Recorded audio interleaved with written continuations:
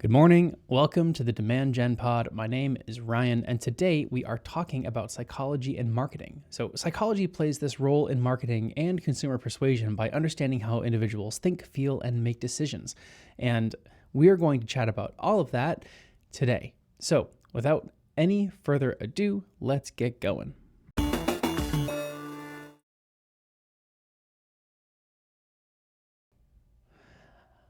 All right. So, some key psychology principles that we're going to cover, like cognitive bias, social influence, emotions, and decision-making process.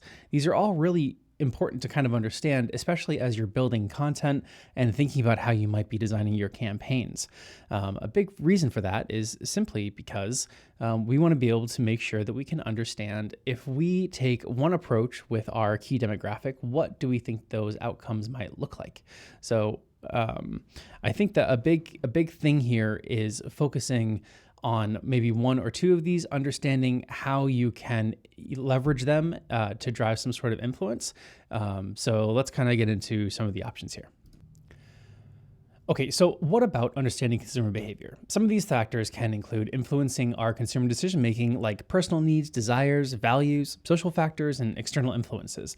And you can gain some different insights into consumer behavior through things like market research, surveys, interviews. You can analyze the data that you've been receiving on the behavior of your contacts, and you can also just do some other general consumer behavior research as well. Some psychological theories and models, like the theory of planned behavior, Maslow's hierarchy of needs, the consumer decision-making process, these can all help to explain various types of consumer behavior and all really well worth looking into. Maybe we'll do some episodes on each of those individually because I think they're really fascinating.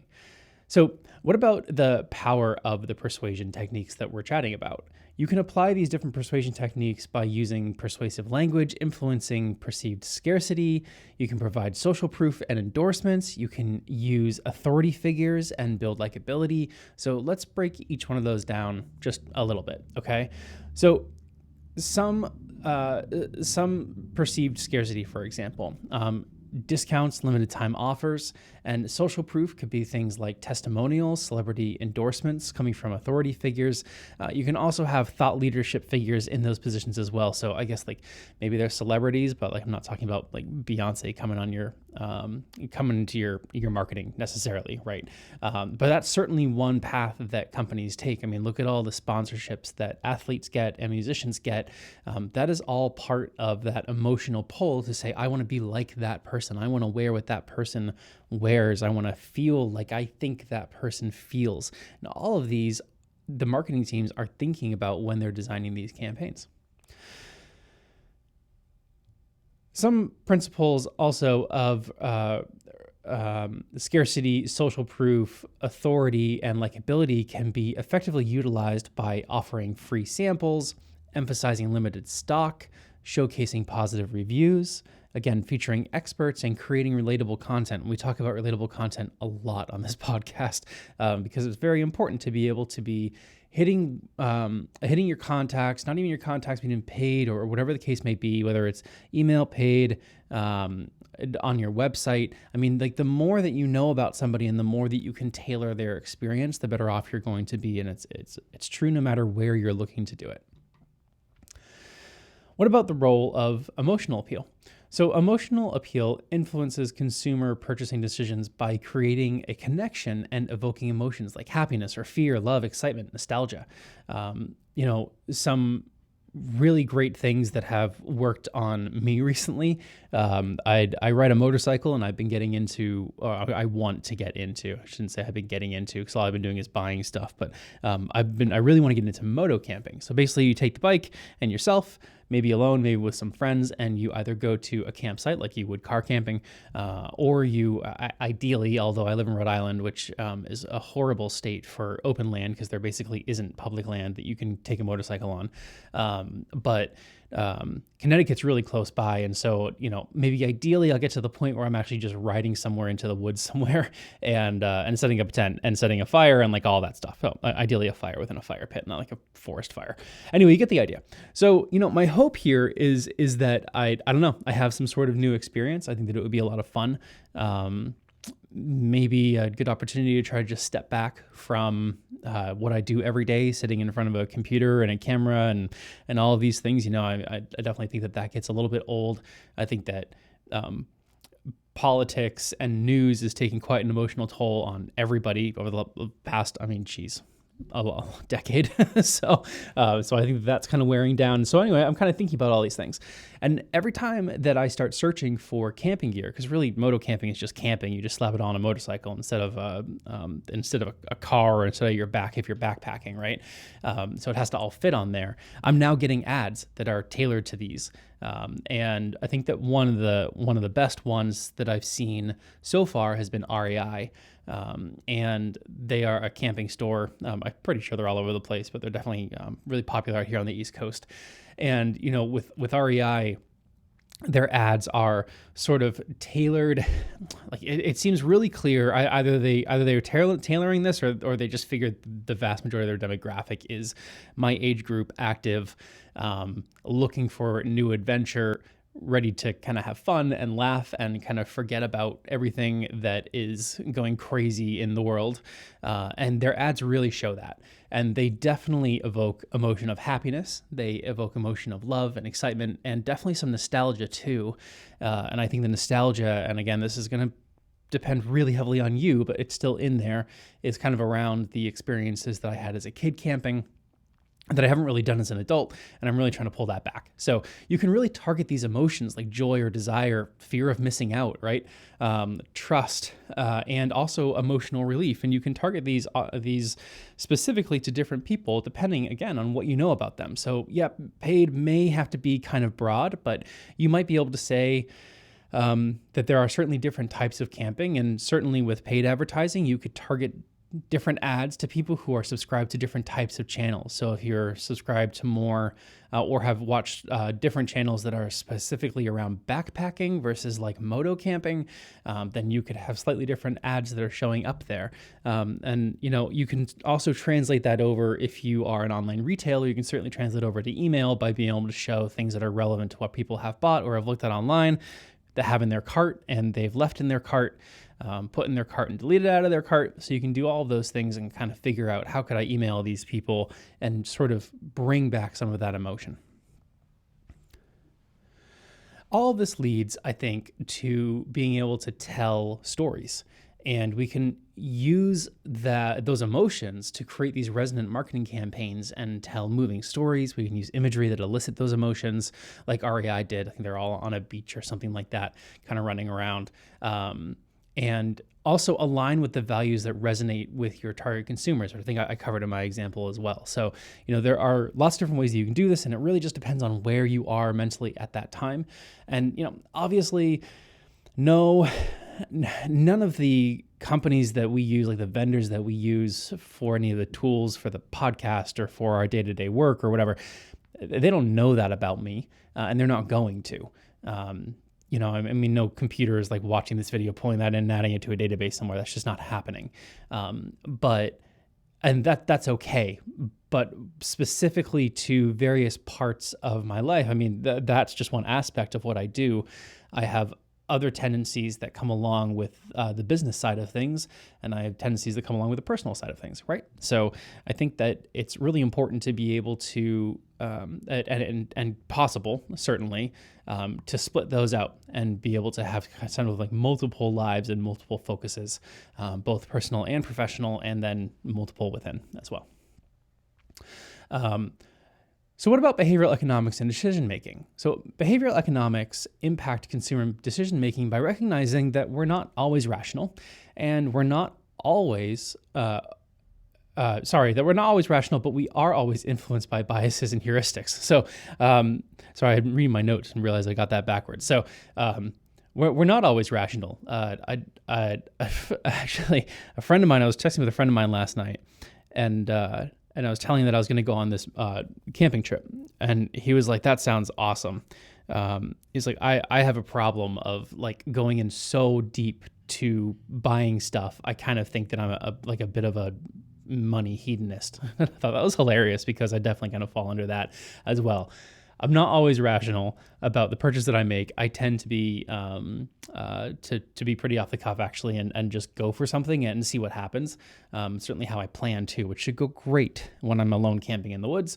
But we are definitely influences by biases, and I have a story, an anecdotal story about this one too. I think that's worth mentioning.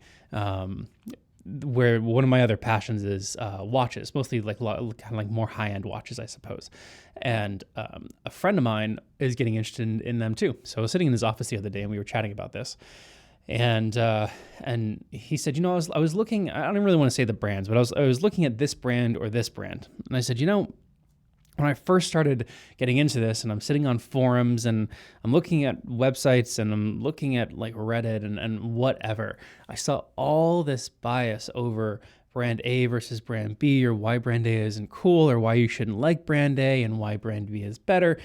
And it really changed my perspective for probably 3 or 4 years on that specific brand, which was just completely unfair. Because I eventually bought a couple of those, of that brand's watches, and I actually really loved them. I thought they were fantastic. And so it's really interesting just how much we think of our peers, and I'm actually using that term like really lightly because nobody on Reddit is my peer. But on both peers and also even strangers, I guess, and their opinions, because you read something and say, oh, is it like, really? I didn't think about that. Should I care about that? Should I care about the brand history? Should I care about why this brand loses so much value? Should it matter? Should all these very different aspects of a watch matter to me? Maybe they should, but they didn't 10 minutes ago, which is just so silly. But the behavioral economics and decision-making involves all of these factors. And behavioral economics really impacts consumer decision-making in general. It's certainly not just me, by recognizing that we're not always rational and we can be influenced by biases. And these biases that affect our choices can include things like loss aversion, anchoring, social proof, default bias, and also scarcity bias.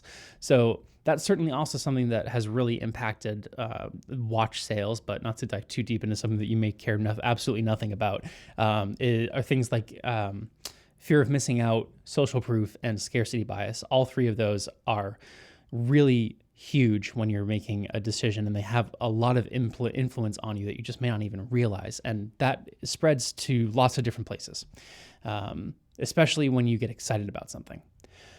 So, you can leverage this, right? You can leverage insights from behavioral economics to nudge consumers toward desired actions by framing choices, simplifying decision-making, and also offering incentives. And we even do this like with our kids. So my daughter is 5, and she struggles really badly with getting ready in the morning. So we'll pick clothes the night before. We've kind of tried everything. We'll try to pick clothes the night before. We'll even pick clothes for the week. We did that. That worked for a little while, and we just kind of stack them in this in like a series of cubbies kind of in the house, and then she'd be able to go get her clothes for that day, and she would have already picked them for the entire week, except that you get to a day and you're like, I don't really want to wear that. And I get it, because that would happen to me too. Probably happen to you as well. Like, wake up a day and you're like, I don't really want to wear that jacket today. I'm going to wear something else. Not a big deal when we can make some quick decisions, but for a 5-year-old, it's kind of a big deal. So we started to push her to certain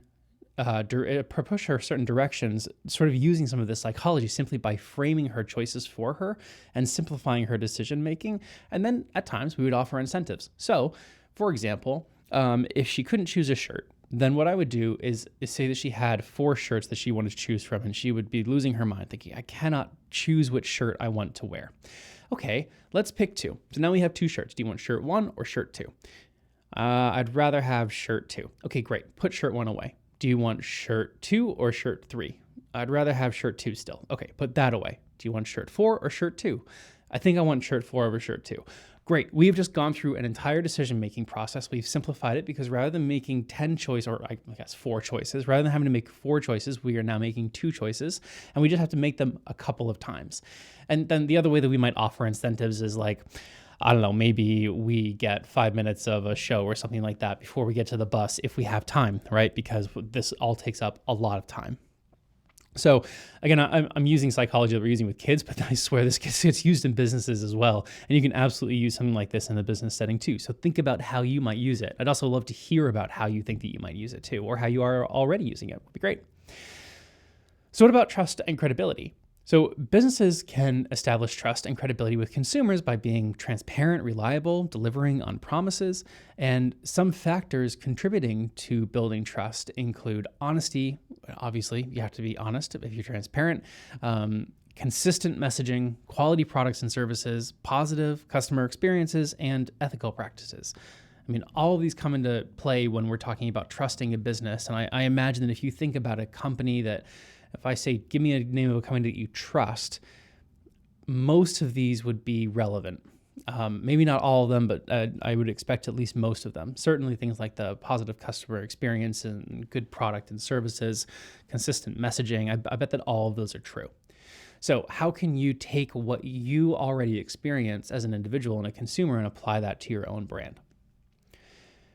You can enhance transparency and ethical practices, and that can be done by being clear about pricing, policies, respecting customer privacy, being socially responsible. You can promote how you're socially responsible as well.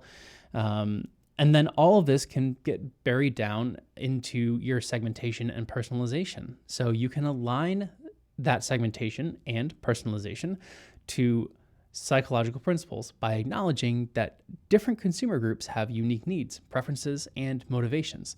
And you can use segmentation and personalization by tailoring that message, that offer, and that experience to each of those specific target audiences, which is really, really cool.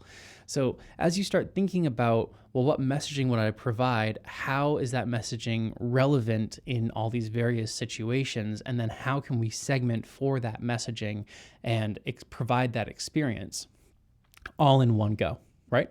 All in one go.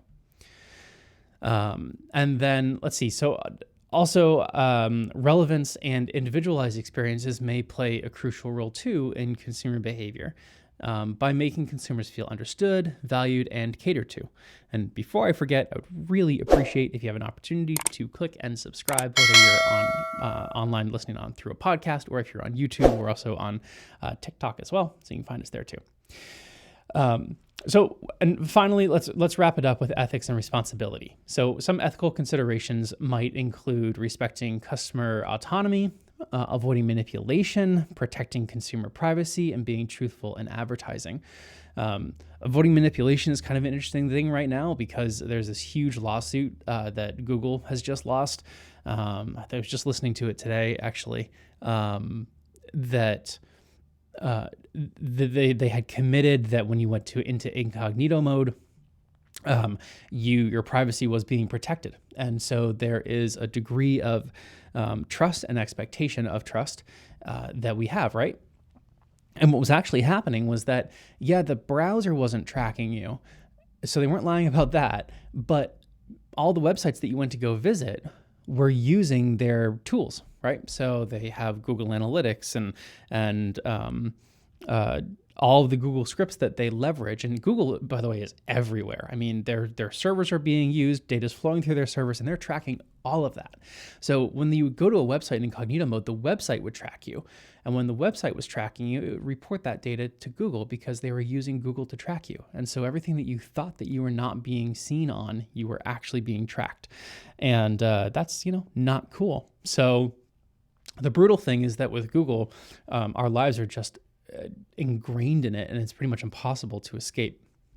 There was actually really interesting, I wish I remember what the podcast was. Let's see if I can find it. But there was a really interesting podcast that I listened to of a journalist who tried to just eliminate Google out of his life.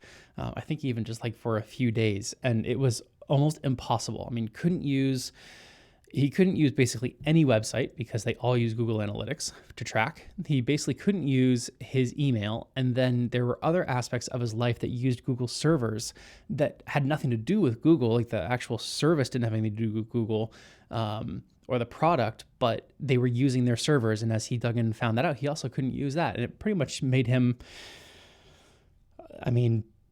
stuck, literally stuck. Couldn't do anything, sit in the house. So it's totally wild. So with that said, we're going to wrap it up. think of all these interesting ways that you can use psychology in your marketing, and think of how you can do so ethically. I think that's really important. But ultimately, the goal here should be to help your consumers and your contacts kind of see the light that you're trying to show them. And you can do it in a way that is really interesting and focused on them and their emotions and feelings. So with that said, we will catch you next week. Thanks for listening to the Demand Gen Pod. My name is Ryan, and we will see you soon.